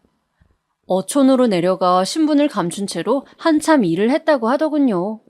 그렇게 일을 하면서 주변 지인들 빚도 조금씩 갚고 정말 급한 빚은 파산 신청도 하고 해서 많이 해결했다며 남편은 그동안 미안했다고 다시 잘 시작해보자고 하더군요. 그러나 저는 생각이 달랐습니다. 남편은 무책임했고 시댁은 너무 저에게 모든 잘못을 추궁했죠. 그 과정에서 조금의 인간미 있는 배려나 걱정은 없었어요. 그래서 저는 남편에게 말했습니다. 당신이 아주버님에게 빌린 돈 때문에 내가 그동안 얼마나 많은 수모를 당했고 고통을 겪었는지 아마 당신은 상상도 못할 거야. 나는 다시는 그 인간들 얼굴 볼 생각 없으니까 그냥 좋은 말로 할 때 이혼해줘. 당신이 유책 배우자인 건 알고 있지? 여보, 미안해. 아니, 사과하지 마. 당신은 배우자라고 하면서 나를 버리고 도망갔어. 남아있는 내가 어떻게 살았는지 알아? 그냥 내 인생에서 깔끔하게 사라져줘. 그렇게 저는 몇 번이나 저를 붙잡고 매달리는 남편에게 단호하게 이별을 고했습니다. 아이가 없는 것이 천만 다행이었어요. 아이가 있으면 이혼을 해도 계속 보면서 지내야 한다고 하니까요. 저는 그럴 자신이 정말 없었거든요. 너무나 괴롭고 또 괴로운 시간들이었기 때문이죠. 그렇게 이혼 절차를 밟고 있던 어느 날 시어머니에게서 전화가 왔습니다. 여보세요? 아가, 잘 있었니? 셋째한테도 연락 받았다. 기어이 이혼을 해야겠니? 어머니, 이제 와서 그게 무슨 말씀이세요? 저한테 어떻게 하셨는지 기억 안 나세요?